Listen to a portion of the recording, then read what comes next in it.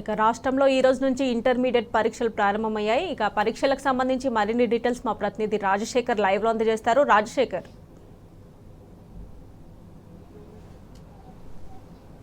నేటి నుంచి రాష్ట్ర వ్యాప్తంగా ఇంటర్మీడియట్ పరీక్షలు ప్రారంభమయ్యాయి. దాదాపు 9,80,758 మంది విద్యార్థులు ఈ పరీక్షకు హాజరు కానున్నారు.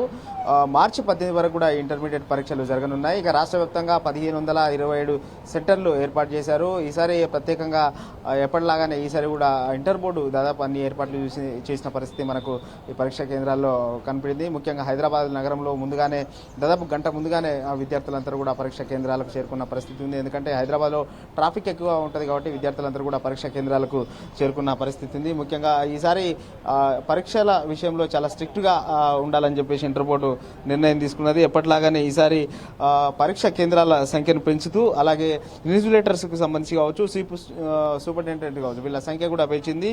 1,521 చీఫ్ సూపరింటెండెంట్లు ఏర్పాటు చేశారు. తర్వాత 27,900 మంది ఇన్విజిలేటర్లు, 75 మంది ఫ్లయింగ్ స్క్వాడ్స్, 200 మంది సిట్టింగ్ స్క్వాడ్స్ కూడా ఏర్పాటు చేశారు. అలాగే ప్రతి పరీక్షా కేంద్రం వద్ద 144 సెక్షన్ అమల్లో ఉంటుంది. ఇంటర్ పరీక్షలు ఎవరైనా కాపీ కొట్టినా ఒక వ్యక్తి బదులు మరో వ్యక్తి పరీక్ష రాసినా అటువంటి వారిపై క్రిమినల్ కేసు నమోదు చేస్తామని ఇంటర్ బోర్డు ఇప్పటికే హెచ్చరించిన పరిస్థితి కనపడుతోంది. పరీక్షా కేంద్రాల సమీపంలో జిరాక్స్ సెంటర్లు మూసివేయాలని చెప్పేసి ఇప్పటికే అధికారులు ఆదేశాలు జారీ చేశారు. 100 మీటర్ల దూరంలో ఉన్న కూడా అనుమతించడం లేదు. అయితే ఒక్క నిమిషం నిబంధన అనేది అమల్లో ఉంది. ఈ నేపథ్యంలో విద్యార్థి ఇప్పుడే ఒక అతను లేటుగా వచ్చాడు. కానీ ఇప్పటికే పరీక్ష ప్రారంభమైన నేపథ్యంలో పరీక్ష కేంద్రానికి సంబంధించి లాక్ కూడా వేసిన పరిస్థితి కనపడతా ఉంది. ముఖ్యంగా ఇంటర్ పరీక్షల కోసం అటు ఆర్టీసీ కూడా ప్రత్యేక బస్సులను ఏర్పాటు చేసింది. ప్రతి సెంటర్లో తాగునీరు, వైద్య సిబ్బందిని కూడా అందుబాటులో ఉంచారు. పరీక్ష కేంద్రంలోకి మొబైల్ ఫోన్లు, ఎలక్ట్రానిక్ పరికరాలు ఎలాంటివి అనుమతి లేవని ఇప్పటికే అధికారులు స్పష్టం చేశారు. పరీక్ష కేంద్రంలో ఇన్విజిలేటర్స్ ఎవరైతే ఉంటారో వాళ్ళు కూడా ఎవరు కూడా ఈ సెల్ ఫోన్స్ కూడా పరీక్షా హాల్లోకి తీసుకోకూడదు. వాళ్ళందరూ కూడా చీఫ్ సూపరింటెండెంట్ దగ్గర మొబైల్స్ అన్ని కూడా డిపాజిట్ చేయాలని చెప్పారు. ఇంకా ఎప్పటిలాగానే పరీక్షా కేంద్రాల్లో టీవీ కెమెరాలు ఏర్పాటు చేశారు. పరీక్షల సందేహాలు ఎలా మన ఉన్నప్పటికీ వాటిపై కూడా ప్రత్యేక టోల్ ఫ్రీ నెంబర్ కూడా ఇవ్వడం జరిగింది. ముఖ్యంగా లేట్ అయిన వాళ్ళు ఎవరైతే ఉంటారో వాళ్ళకి సంబంధించి ఎప్పటిలాగానే 1 నిమిషం నిబంధన ఉండడంతో కొంత పరీక్షా కేంద్రాలకు సంబంధించి హైదరాబాద్ లాంటి నగరాల్లో కొంత పరీక్షా కేంద్రాల సెంటర్స్ ఒకే పేరుతో ఉండే అనేక కాలేజీలు ఉంటాయి. సో ఈ నేపథ్యంలో వాళ్ళకి సంబంధించి కూడా ప్రత్యేకంగా తీసుకోవడం జరుగుతుంది. లేట్గా వచ్చాడు. సో వాళ్ళ పేరెంట్ ఎందుకు లేట్గా తీసుకొచ్చారు? ट्रैफिक फुल हो गया सर, रास्ते में पूरा फुल जाम है। हाकिम पे टोली चौकी पूरा रास्ते खुदा हुआ है, रोडा धर रहे हैं वहाँ पे। ट्रैफिक में आने में दुनिया का प्रॉब्लम, रास्ते में पूरा ट्रैफिक जाम।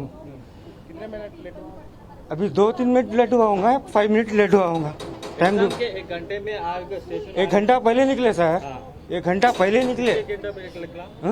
8 बजे 8 को 10 मिनट कम निकले भी, ये टाइम हुआ है तक।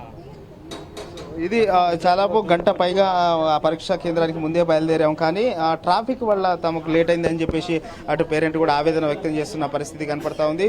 సో మొత్తంగా అయితే రాష్ట్ర వ్యాప్తంగా నేటి నుంచి పరీక్షలు అంతా కూడా ప్రారంభమైన పరిస్థితి ఉంది. రేపు మొదటి సంవత్సరం ఇవాళ కంప్లీట్ కానుండగా రేపు రెండో సంవత్సరానికి సంబంధించిన విద్యార్థులు పరీక్ష రాయనున్నారు. విద్యార్థులందరూ కూడా ఎలాంటి వస్తువులని లోపలికి అనుమతించలేదు. వాళ్ళ బ్యాగ్స్ కానీ ఎవ్రీథింగ్ అన్నీ కూడా పరీక్షా హాల్ కేంద్రం వద్ద బయటనే పెట్టిన పరిస్థితి అయితే మనకు ఇక్కడ కనబడతా ఉంది. రిక్వెస్ట్ చేస్తూ ఉన్నాడు, లేట్గా వచ్చిన విద్యార్థి ఎవరైతే ఉన్నారో తను రిక్వెస్ట్ చేస్తూ ఉన్నాడు. అయితే తమకు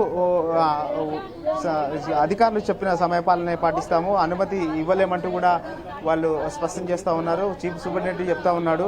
సో అరగంట ముందుగానే లోపలికి రావాలి, అధికారులు ఇచ్చిన రూల్స్ మాత్రమే పాటిస్తామని చెప్తా ఉన్నారు. ఆ విద్యార్థి పేరెంట్స్ రిక్వెస్ట్ చేస్తున్న పరిస్థితి అయితే మనకు కనపడతా ఉంది. హైదరాబాద్ నగరంలో ఈ విధంగా పలు చోట్ల లేటుగా వచ్చినట్టు ఇప్పుడు సమాచారం అందుతుంది. వాళ్ళందరినీ కూడా మరి అనుమతిస్తారా లేదా అనేది చూడాల్సింది. ఎందుకంటే మొదటి సంవత్సరం పరీక్ష కాబట్టి దాదాపు అనుమతించకపోవచ్చు. రెండో సంవత్సరం విద్యార్థులు ఎవరైనా ఉంటే వాళ్ళకి ఎక్స్క్యూజ్ చేసే అవకాశం అయితే కనపడతా ఉంది. ఎందుకంటే వీళ్ళకి మరో అవకాశం ఉంటుంది కాబట్టి వాళ్ళని అనుమతించే అవకాశం అయితే ఉండకపోవచ్చు అని చెప్పేసి ఇక్కడ చీఫ్ సూపరింటెండెంట్ చెప్తా ఉన్నారు. మొత్తం మీద అయితే రాష్ట్ర వ్యాప్తంగా ప్రశాంతంగా పరీక్ష ప్రారంభమైనట్టు ఇంటర్ బోర్డు అధికారులు చెప్తా ఉన్న పరిస్థితి మనకు కనపడతా ఉంది. ఇది ఇంటర్ పరీక్షలకు సంబంధించిన తాజా అప్డేట్.